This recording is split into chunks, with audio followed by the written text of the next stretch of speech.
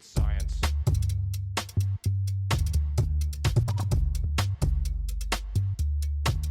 Hello, everybody. It's Coach Justin back from CBG Radio, and we don't have no goddamn sponsors. We're just here to talk about health, fitness, and everything else related. Today, in my opinion, I have one of the most powerful women on the planet. She's been a dear friend for a while, and we haven't talked for a number of years, so I'm really excited to catch up with her. Her name's Emily Abbott. She's a 3-time CrossFit Games veteran, was a dominant force in Canada West. A collegiate basketball player. She captained the University of Windsor Lancers to 2 national championships, longtime athlete, 3-time CrossFit Games athlete with her best finish in 2015. And now she's empowering the hell out of women with psychedelic gypsy fitness. And I'm super excited for her to be here. So Emily, what's up? Justin, so good to be here. A few corrections though. Go ahead. I went to the games 4 times. 4? 4. Yeah, back to back. And then I was on track for my 5th, and then my whole world came crashing down in this beautifully, divinely ordained way. So, you know what was once a big rock, a big charge, I've done the work, and now it's but a pebble, in my psyche. So, yeah. I'm so stoked to be here and talking with you, and it's kind of like a cool check-in from when we last talked. I agree. Yeah, we and we talked about this a little bit before the podcast, but where we were in that time was such a there's so much remembrance behind it. I remember the first time ever talking to you, where I was, what I was doing, and you said the same, and like where you were, just not like physically, but like emotionally and spiritually. This was in part right after everything had happened with your journey in CrossFit coming to like sort of an abrupt sort of halt. So do you want to tell us about that just real quick, and we can get on to some of the bigger and better things that are happening in your life? Yeah, for sure. I would first go to say like I was just telling a friend a couple months ago how grateful I am for that huge course correction. Had I not been booted out of CrossFit, I would not have done the work that I needed to do on my emotional body. I had this really physically fit body, but I had my spiritual and emotional body was it was in tatters, So I was with a man who was in the military, and I had no sense of boundaries or anything of that, and and we were engaged, and then I was going to do my 2018 CrossFit year, and I was just like at my peak. I was training super well, like I had everything dialed in, and then I won the California Regional, or the West Regional, I guess, and I failed my drug test, and oh my God, like such a crushing, like sickening way to go out. Really, this is not like every athlete's worst nightmare, and it like came true. And it was passive transmission. My ex-fiance at the time was taking something sublingually, and we were kissing, and that showed up in my urine. I think it was like 0.001 picograms or whatever, but whatever the amount, it was still there. Yeah. I tried to defend myself. I tried to prove my innocence. CrossFit did not care, and they didn't follow any protocol because they didn't have to at that time. Right. Because, as we know, it's a boys' club. And they just kind of said I had been cheating this whole time, and even the other supplements I was taking proved that I was cheating or something of that nature, and it was devastating. And it did feel like my crucifixion. I'm not like religious in any sense, but I can remember feeling like I was burning, I was just like burning up. And so that really was the beginning of this huge growth, like this clandestine, like initiation into the woman I was supposed to become. And I was just thinking about it today. I had to have that experience. I believe that at some other point, I made this soul contract that I had to have that experience, and I had to go through that. And now I'm in such a place of such love and abundance, and I'm mastering my emotions and who I am and how I can literally like create my own reality, and also tapping into the divine feminine and the power of the pussy. I never would be here without all of that happening. So I maybe would have, but I really dig this reality. And that story it's a tough one, and it's like it was so hard to work through, but hey, I'm here, and to me it's even more empowering because no matter what happens in your life, you can there's always a way through it. Yeah. Your story is like, I know when I first heard it, I was like, no, like that's not a real thing. Like this is some crazy media stunt or something. And you were the best athlete up to that time to had ever, they found, performance enhancing drugs in your system. And it's almost like it's a lose-lose all around, right? Because the CrossFit world, as it is, didn't have the protocols in place for you to be able to fight what you need to fight. And as you mentioned, it's a boys club anyway, so who knows if you would have. But also it's a lose because you inadvertently took something you had no idea about, so that's why I think the situation becomes to be so unfortunate. But you can tell, like, in your voice now, like how sort of happy you are that you found sort of this almost, you're like reborn. Like it sounds like you've been like reborn. Yeah. Absolutely. Like I literally went through this birthing canal of life, and like I've come out on the other side, and I'm like, oh my God, like the awareness I have, like the humbleness I have, I cleaned out everything. I cleaned out my entire being, my psyche. I looked at all of my shadows, and I continually will like do this work because I understand how valuable it is to be a heart-centered being and to live cleanly and clearly and with integrity. I know how to create boundaries now, and like that was huge. And I really was able to process why I was even in CrossFit in the first place, which I believe is because, I'm just like this very highly charged emotional being, highly sexually charged emotional being. And I'd put on this armor of muscle to really deal with it because I didn't want to deal with it. I just kind of like kept it all inside. So it's been a really interesting journey. And now I do believe that I'm a way shower or a bridge person for the heart driven woman and how to balance that out, the yang to the yin, so to speak. Yeah. That's super interesting that you put on this exterior and you have like obviously all your background is very immersed in your athletic ability and competitiveness. Do you think that there's this new Emily Abbott could go back into the CrossFit world and compete without that armor on and just be just raw and just enjoy the sport for what it is? Ooh, I don't know. I guess my band will be finished next year when I'm 32. Yeah. And I don't know. You didn't even know when your band was. I think it's next year. Yeah, I think it's next year.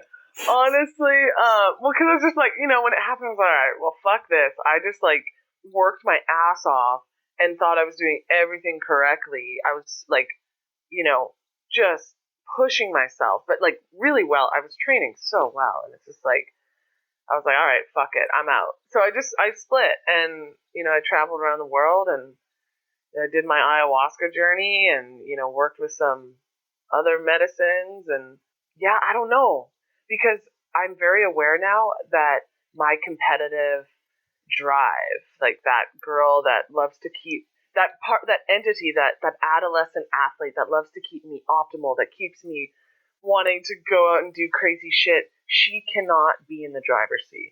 Like expansive Emily is in the driver's seat. What's aligning to my soul's purpose here on this planet at this time? That's what's in the driver's seat. So maybe I could. I would love, what I would love to do is like work with an athlete who's already training at that level, and how I could like help her tap into her sexuality, her stove, and stoke that stove, and like her yin energy. Because really, I was only operating at 50% of my energetic capacity. Now I know the other side, that shadow side, the feminine, the divine feminine, how to like really hold that in high regard with my expansive masculine channel. So it would be really cool to see it. Like, I'd love to work with an athlete already in the sport or already achieving like high level competition. Yeah. I don't know if I'd want to go back. I'm too into like surfing and chilling now, and I just want to be I just want to play and be in a state of flow, and just like I still love to push myself and work hard, but I don't know. I'm just like, I'm such a chiller now, So, I don't know. Maybe. Well, keep people on our toes, I guess. Yeah, exactly. I think that's cool that you're like helping people embrace their female physiology, right? Yeah. And being able to utilize it to its full potential, understanding that it's different from the male physiology, but understanding that it has so many benefits. And to say that you were sort of at 50% capacity, I guess that means you were at 50% capacity in regards to just everything, even your mentality, like just not understanding that there's a whole other side that you haven't even began to explore yet, Yes, absolutely. And it's like, being a woman is an absolute art. Being an athletic woman is the next level, because you really are you really need to know your body so well, inside and out. You need to understand your physiology and how our hormones are ever changing, and that you can tap into that instead of this like narrative that, oh, I'm just going to like take hormonal birth control, for example, to like not even have a menses because I just don't want to deal with it. And I can remember having my period throughout like my training career, and being in such duress emotionally. It wasn't so much the physical that bothered me, but it was the emotional stuff. And understanding how to tap into that, and that's a superpower for women, because like our corpus callosum, the structure that connects our left and right brain, is more active during that time. So we can literally dive into like the subconscious and clear things out and understand like what isn't working for us. Let's say in our training program, or our nutrition program, or like a relationship or business. It's a really powerful time. And so when I just think back now, like I know how to work with that. I have tools in my toolkit now to process emotion, whereas before I didn't. So I was just like, oh, okay, I'm just going to work out more, or there's something wrong with me. I should be like feeling like this. I should be feeling like that. And I can remember trying to speak about this, like even the hormonal birth control, or like what other women are doing in the CrossFit world. Nobody wanted to talk about it. Or if they did, they were really vague. They're like, oh yeah, I just take my hormonal birth control so I don't have a period. And I'm like, well, that's not good enough for me. I want to figure this out. Because being a woman shouldn't be like just this flaw that we have to figure out. I wanted to like come at it from an empowering angle. Right. So how can I be the most optimal, badass, hard-driven woman, but also completely embrace my feminine nature and my need for connection, my need for rest, my need for different nutrition? Because women aren't small men, which is something I picked up from Stacy Sims, who's a female physiology science expert. Mm-hmm. So, yeah. I forget what the question was, but I just went off. No, it doesn't even matter. I feel like women are going to like run through a brick wall when they hear this podcast. Because it's super motivating, like, and I resonate with you a lot, and I'm not a woman, but like there's so much research coming out now showing how women can utilize like different, periods in their cycles in their period when they're menstruating to train differently and to approach their training differently. And I think that you view the world in which the way that, or through the lens that it's presented to you, right? And if you have these emotions that are presented to you when, you start having your period and you're not able to cope and deal with those in a specific way and harness that ability to, continue to train without being stressed, or like you said, you dealt with it from just training more and just being more emotional and in a bad way. I think that's like, there's a lot of power to unlock there for women. So I think that it's super awesome that you're like investigating this. I am by no means an expert on it, would love to know more about it, but I think that this overall can really bolster women to train better, feel better, and just feel overall better about the decisions that they make and the things that they do on a daily basis, Yes. Because for me, like, there was nothing, as I became more and more connected to my body, because I wasn't in CrossFit, I was living up in my head. But when I started to connect down to my root, which is like my pelvic bowl, and understand that like my root, which is my pussy, for lack of a better word, actually it's a great word, is really my intuitive guiding compass. And when I started to really harness that energy, I realized that I was just much happier and much more in love with being a woman. Because right now the standard narrative is like, it sucks, and like we have this period, or like I just have to work that much harder because I don't have as much testosterone as men, or da da da da da. There's all these like things that like, well, okay, let's flip that narrative, let's rewrite the narrative, and make it something that works with us or works for us, because really women are like these incredible beings. And then the more I started to tap into even like my sexuality and understanding that like all energy is sexual energy, and it's like I have this great amount of sexual energy, and I was pouring it, I was channeled from a young age, it was channeled into sport. So then how can I use that sexuality to stoke my stove so that I can regenerate and recover even better, and that's what I'm talking about, like energetic capacity. When you start tapping into that, into your pleasure, into depth of orgasm, into circulating your energy through the microcosmic orbit, I'm really into like Taoism. You regenerate at a whole new level, and it's like I can bounce back so much quicker because I understand that in order to bounce back, I have to totally get into an embodied state. So my like, in terms of like being a high performer in life, it's like, I don't know, I found a whole new level. This whole experience has up leveled me, and that's really what I want to share with other women. Yeah. Even in terms of orgasms, like nitric oxide, that and oxygen is like the two gases our bodies use. And nitric oxide is created through exercise and sex. And so it's like, we already got the exercise piece down, right? But then it's like I find a lot of women, especially CrossFit women, are very, very disconnected from that aspect. It's almost not even addressed or talked about, but it's like, dude, everything you're doing right now is from your sexual energy. Like, you're motivated like hell. So let's tap into that and let's channel it even more into your training, into your recovery, into your overall pleasure, and, getting into states of receivership is what it's commonly referred to as. So, yeah, it's crazy, Justin. Like, we really have only been taught to be one way, which is like this expansive take action type of being. But when you start diving deep into your shadows, into more of the feminine, it's all about rest and openness and receivership. Like, things just come to you. You don't need to work so hard for everything in your life.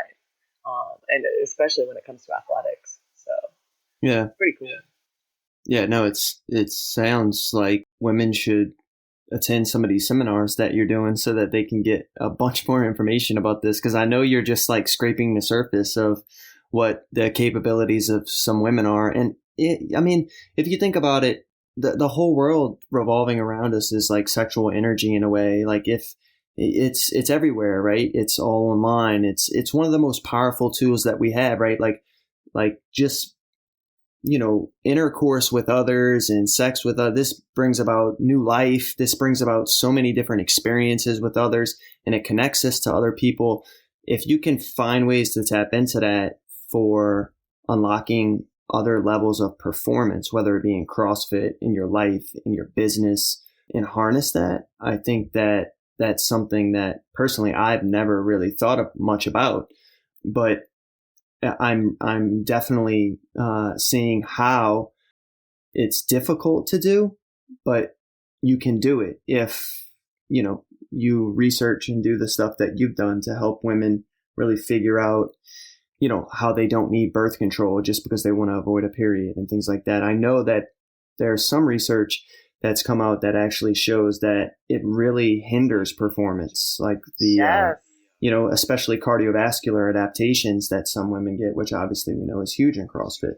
So Absolutely. These types of things happen, they're real. And I can say confidently that based off the research that I've seen, if you're on birth control, you have not yet unlocked your full potential as a woman within the sport of CrossFit or any other sport for that matter. So Absolutely. And actually that's like one thing that I get into the risk and side effects. And we got to be clear, it's called hormonal birth control, right? Like birth control can also be like a condom, a barrier method, spermicide, but hormonal birth control is, you're actually getting these synthetic steroid hormones that they're giving you more hormones that you would naturally make.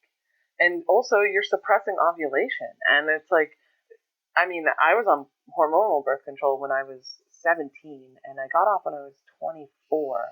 But understanding then too, like how to tap into that cycle and know that like you can only get pregnant 6 days out of a month, right? And so it's like understanding your cervical mucus, your cervix height, your basal body temperature. There's so much incredible information that we're just not taught because we're just thrown on hormonal birth control at a very young age. Why are we suppressing the one marker of a healthy individual, which is fertility, right? And not only that, your period, which you don't get on hormonal birth control, that's just withdrawal bleeding. But your true period is an internal report card of your health. It's a biomarker.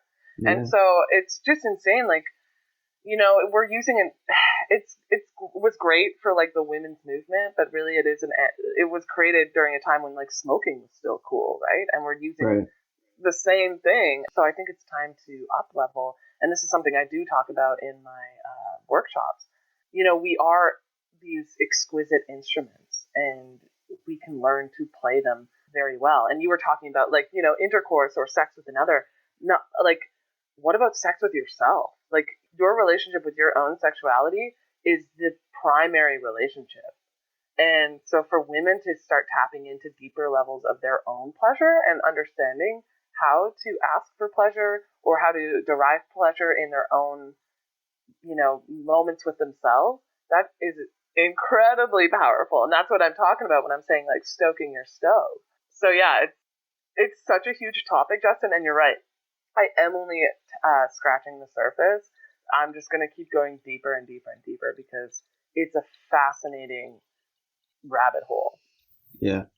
It's definitely something that when I looked at your page, I was like, this is like an entire new world to me.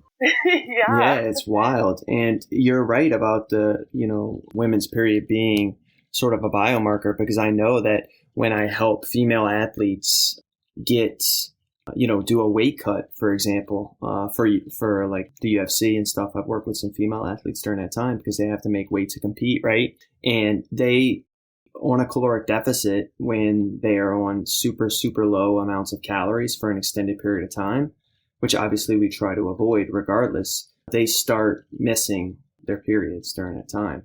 So that's showing obviously that your baby is your ability to do anything outside of like just get the necessary food that you need to function to stay alive is all that your body's capable of. It's not capable of getting pregnant and having babies. It's not capable of anything else besides, the centric focused competition that you're ready to go on. Your body's just under so much stress, right? Before you're about to obviously get in a fist fight already. So yeah, that's like crazy. And that happens a lot, unfortunately. So for you to say that it's like this biomarker that women should be using to, figure out what their sort of health situation is and whether they're remaining healthy over time is super powerful. And it's one of the most natural ways to figure that out. Additionally, I think that we don't know the long-term repercussions of birth control yet. It's something similar to like Adderall and some of these other things that have been out there for 50 to 60 years. What is this causing long term? Are some of the repercussions of using these drugs long term affecting the health of your offspring? We already know that, people that, like women in utero, when they're eating junk food, highly palatable, calorically, dense foods like fast food and sugar and ice cream, when, they're pregnant, the in utero, their nutrition is affecting the baby in utero, and that baby's more likely to come out with, being pre-diabetic and some of these other, comorbidities-based diseases that we know about. So are there things like birth control and some of these other things that people are taking exogenously that are affecting the long-term health of themselves or of later generations? And I think we don't know the answers to those questions. So if you're like motivating people to at least investigate their true why as to what they're using some of these things for, and specifically that being hormonal birth control, Yeah, well, the more researchers start to look into like hormonal birth control, like there was a study from the University of Copenhagen that tracked 1 million women over a 13-year period.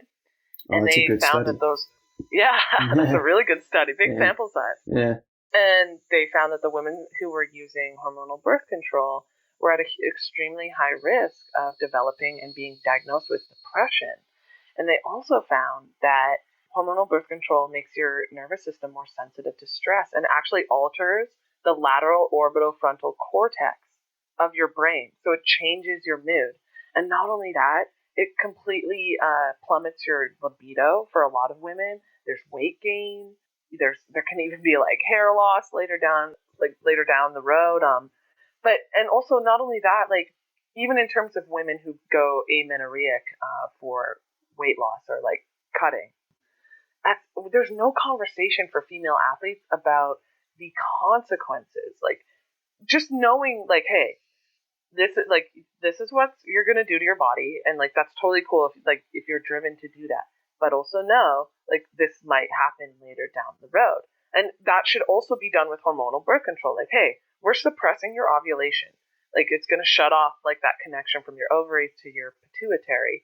Like then when it goes time for you to want to have a baby, you're not gonna have any connection with your root.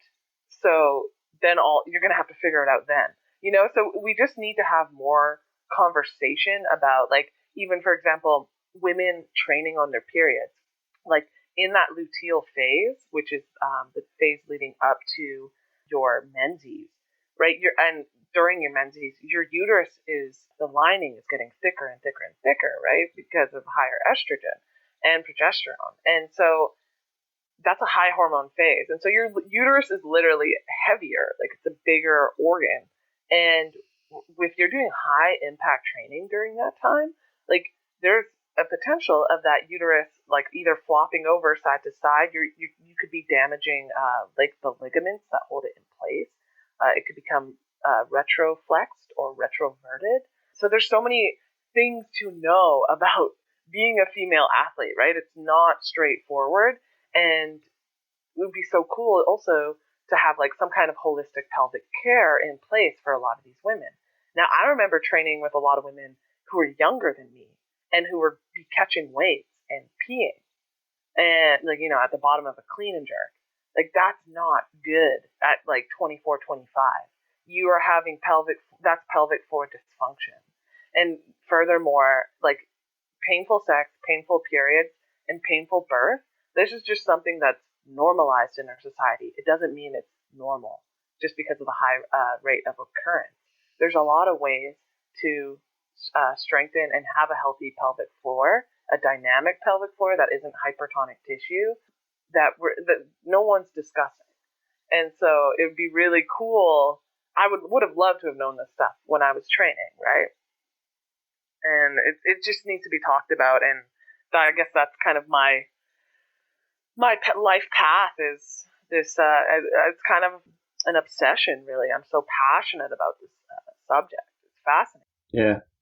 No, it definitely is, and it's something that, as a nutrition coach myself, as well as a coach that trains female athletes, providing customized CrossFit programming and such, it seems like something that's going to be and is just I wasn't aware of it, relevant for me to start to understand a little bit more about, because obviously I want my female athletes to be literally as strong as possible at all times, and understanding a little bit more about, the coach should know, whether it's a male or a female coach, what, part of the month that female is in, especially when it comes to their training, right? And I think that it's been kind of ignored because we have these masking agents like hormonal birth control that kind of just equalize hormones. And unfortunately, like you said, they're causing these cognitive issues with depression. My wife's in the medical field. She also tells me that women on birth control are at higher risk for heart attacks and blood clots and things like this, right? So I think 10 years ago, or even 15 years ago, this definitely wasn't even a conversation. It was just like, you need to be on birth control so you don't get pregnant, or you need to be on birth control because your periods are really heavy, right? It's causing more damage than the good that it's doing in terms of you feeling, females feeling more, sort of at ease or more convenient, right?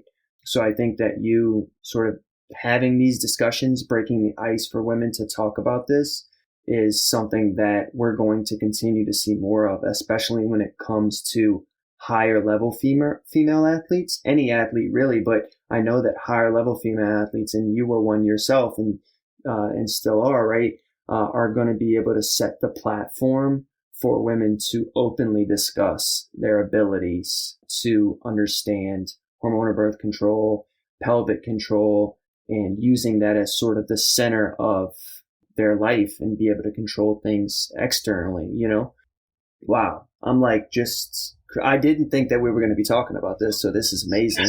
But I was, I think that this is something that is going to empower really a lot of women. And I hope this gets out to a lot of people, because it's something that even being a coach for this long, haven't put enough thought into for one reason or another, right? You're just tired, or, no, there may be deeper reasons as to why these things are happening. And the oral, of hormonal birth control in general is something that's becoming increasingly more talked about, even in the CrossFit community specifically.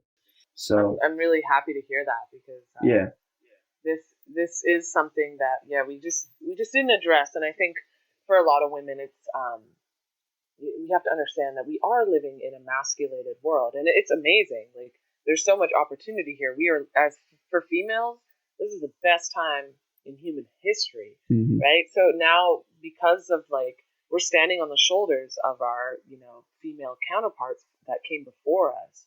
And so now it's time for us to really embrace our bodies, embrace our physiology, embrace the fact that we are different. We are a completely unique species.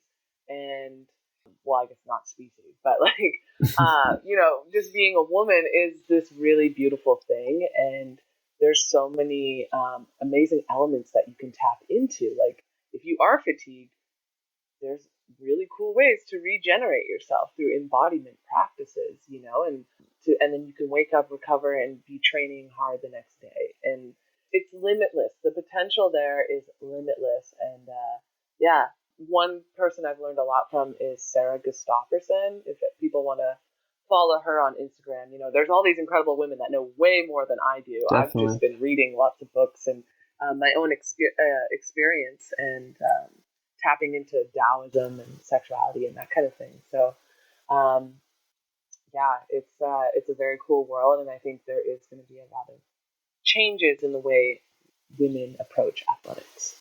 Yeah, I think that there's going to be a serious shift here in understanding for people to look more into this, males and females alike, which is super important for the sport, the health and safety of women, the performance of women, and the overall wellness of women. So I'm like super glad that we talked about that. That's awesome. Did you, I want to switch topics real quick if you still have time. I want to talk about COVID a little bit. I know that CrossFit San Francisco just closed. That's like pretty close to where you are, right?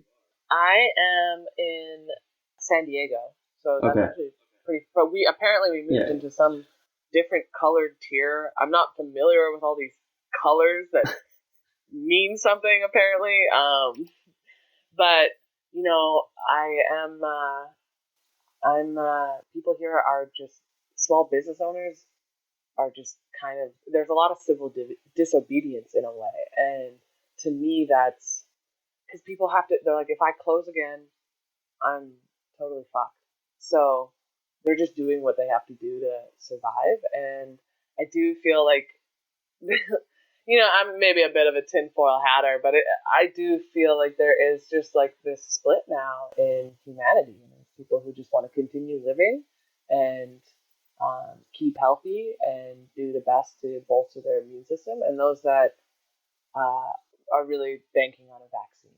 So and that's fine. We can be completely different, right, and still love each other. I think you just have to like understand sort of both sides. Like I know that. I mean, you should try to be as safe as you can and try to make others around you feel as safe as they can as well. So if that means wearing a mask and doing whatever you need to do that, I'd say that's a pretty cool thing to do for someone else to make them feel safe, right? But also, if you're one of those people that are like, socially distanced, stay inside all the time, and you can't go out and do particular things, I think that that's fine. That is, at the end of the day, the best way to eradicate this virus until we have sort of a vaccine. But try telling that to someone who's literally going to, based on the current numbers that we have, it's not like, we've lost 40 million people like the Black Plague. If it was something like that, I think we'd be having a different discussion. But try telling that to a business owner that legitimately is about to lose 10 years of, this is not like a business that like didn't know what they were doing and ran out of revenue in 2 months because they didn't know how to be a business owner and save up enough capital in case something happened. No, like this has been like almost, 7-8 months now where of course you're eventually going to run out of money, right? So try telling a business owner, look, you're going to lose your livelihood. You're going to lose the ability to feed your family. You're going to have to figure out other ways to navigate around this because your business is going to shut down. That's a hard discussion to have with someone. And I feel for the business owner, and I feel for also the people that have pre-existing conditions that put them at very, very high risk if they were to get COVID, right? So like there's two sides to this coin and are both completely reasonable. It's a bummer, especially like now that it came out that CrossFit San Francisco was one of the very first boxes. So many legendary names came out of that CrossFit gym is going to be closing its doors. It's almost like a realization that it can this is happening to really great people that have paved the path for the sport of CrossFit and are mothers and fathers and stuff, So like, it's just like, it is a mess. And I agree with you. We can be completely on opposite ends of the spectrum, but I think that mutual understanding is what's going to like make sure we keep humanity going. You know what I mean? Yeah, absolutely. And it was funny. I was talking to one of my professors. She's like a legend in the acupuncture world, but he was saying, he came back from the Vietnam War and to a country that was incredibly divided, and really polarized. And he's just like, it's been ever thus, So it's, I don't know. And in Chinese medicine too, like there's something called the 5 elements, and we're always looking at like cycles of dynasties, and there's a cyclical nature to like being a human as well, and powers rise up and powers fall, and plagues, tear things apart, and it's just like this whole cycle of regeneration. And So I don't know. I think really it's hard to see like the recession now hitting. I think we're really going to start seeing like that aftermath coming forward. But it's really how much can we just hold fast and stick together. And for me, I think on a microcosmic level, it's how can I make impact or take care of my community, like the people in my everyday life surrounding me, and not just friends and families, but strangers and people on the street, and how can I make an impact there? Because that's really all I can do. Like, there's nothing else I can do. Yeah. So, yeah, it's very interesting times, but I also know that like all of these, like I said, like I went through this birth canal of pain, emotional pain, 3 years ago, and I can't believe where I'm at now. So it's like maybe humanity collectively, this is what we're going through now. This is the best thing that could ever have happened to our civilization. But I'm also an optimist. So Yeah, I mean, there's somebody guiding the way, right, along this whole thing. So yeah, whatever you want to think. Like I said, is it probability? Is it God? Is it universe? Is it source energy? Whatever you want to think. Yeah, I think it's great to talk to people like you about this and get your thoughts on it, and us be able to share like our thoughts on it and connect with people in like a reasonable way where we're not like yelling and screaming at each other. And I think that when you find other people that have thought about life in the way that we both have, and being able to understand a little bit more about our why, it brings up even more complicated questions about like, what the hell is this all about? And like, what are we meant to do here? And I think for me, I resonate with you about trying to figure out ways to help others. That what more of an impact can you make than to help someone when they're at their lowest, to bring them up in some way? Like, what more of an impact can you make? Yeah. Like, they're the most famous people in the world. We feel like they're making the biggest impact, like LeBron James or whatever else, but they're mostly just kind of elevating people up in happiness for a small, short duration of time. But if you bring someone off the streets, you could be altering their entire life path in some way. So like, don't feel that just because you don't have this huge platform or social media following that you're not helping and making an impact on other people. You just have to interact with the people that need the help the most. And this is like what we talked about a little bit before, but as the whole Black Lives Matter movement and Greg Glassman making statements about, related to the Black Lives Matter movement, as well as, some of the other allegations he's had with interactions with women at CrossFit, has sparked, just in the CrossFit community, sparked a whole lot, but also with the killing of George Floyd and other Black Americans has really, I think, showed Americans that have at least started to think critically that there are people in disadvantaged situations. And it's your responsibility as an advantaged American, whether you worked for it or not, to help out those people that are disadvantaged. That's my perspective on it. At this time in my life, that's what I feel that life is about in some way, at least a part of why I was here. And I think that's part of why we're all here. I think just people lose sight of it, over time for whatever reason. Oh yeah, for sure. And even social media is just this, we're just kind of in this weird like psyop with our phone, all the time. And I love like what you said. It's like nothing on social media matters. What matters is like how I'm interacting with the humans around me on like a day-to-day level. And am I mindful with that? Am I like raging in traffic? Am I like, basically this is a process of figuring out where you are unloving.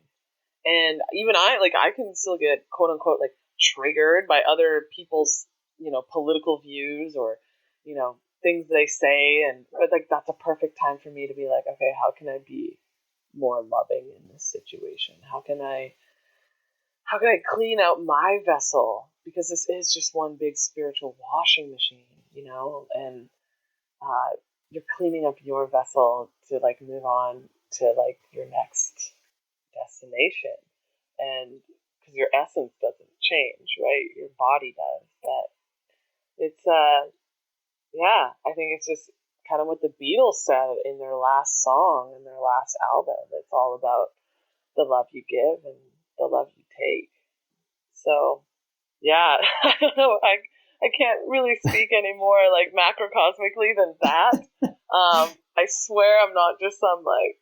Actually, I totally am a hippie, and I'm just like chilling out. So. You totally are a hippie, and I know it makes you like it makes you badass. Like in so many ways. Like we didn't get to bring this up, but obviously when you said you you were potentially thinking about making a comeback in some way with this new Emily Abbott, for example.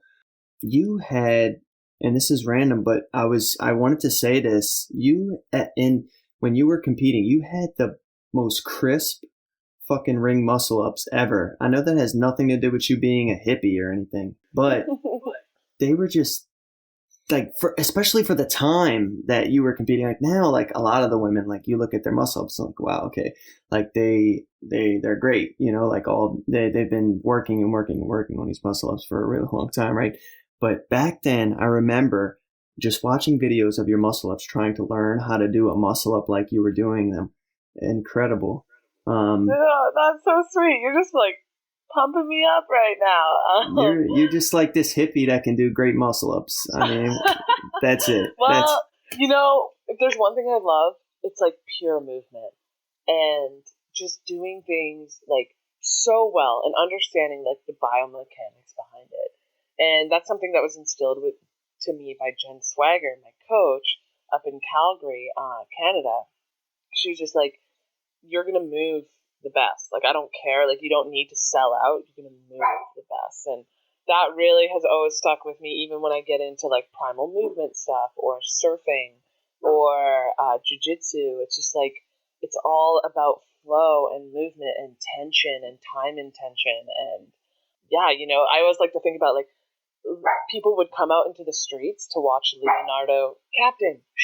would come out into the streets to watch Leonardo da Vinci walk, and it's because he was always in this beautiful amount of tension. He didn't just like walk; he walked perfectly and he mindfully. And so, I guess that's kind of like my philosophy. It's such a cool thing to always be in tension and moving really well. And maybe I get a little bit stony and I think about these things and I like to move. So I don't know. I'm kind of a nerd, I think, too. So yeah, I think one thing for sure that we know is that we were put on this earth to move as well. We were here to help each other, as I mentioned before, with our actions, but we're also, the physical side of us was meant to move. So I think people need to do a better job of that and continually, moving in different ways and moving just appropriately and trying to understand, especially when it comes to CrossFit, what movement means. And it's totally. Yeah.